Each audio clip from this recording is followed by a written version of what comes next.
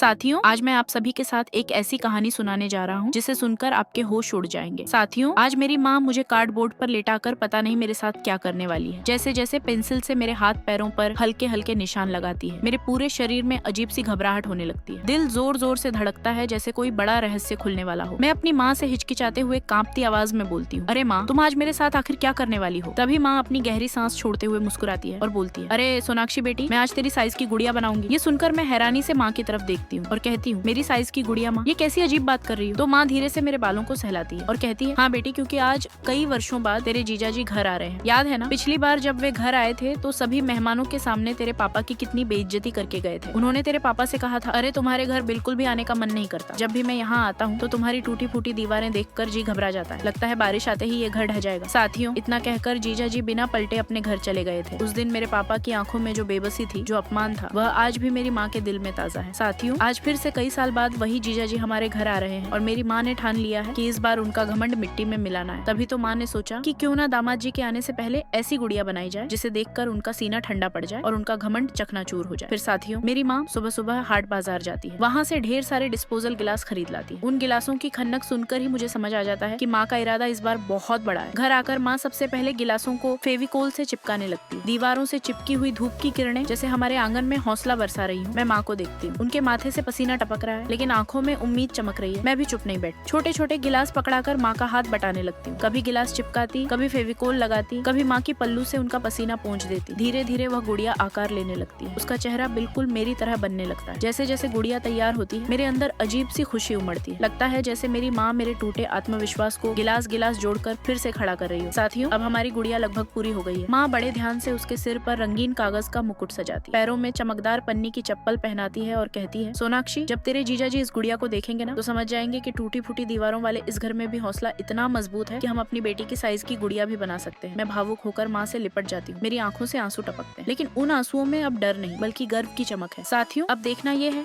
कि जब हमारे जीजा जी इस गुड़िया को देखेंगे, क्या उनका घमंड सच में चकनाचूर होगा या नहीं। लेकिन उसे देखने से पहले जो बच्चा परीक्षा में पास होना चाहता है या अच्छा नंबर लाना चाहता है, वो इस वीडियो को लाइक करके चैनल को सब्सक्राइब करें और कमेंट में जय माता दी लिखे। मैं उन्हें कभी फेल नहीं होने दूंगा। आशीर्वाद है। साथियों, लास्ट में माँ बेटी ने मिलकर कितनी सुंदर गुड़िया बना दी जिसे देखकर जीजा जी का घमंड चकनाचूर हो गया।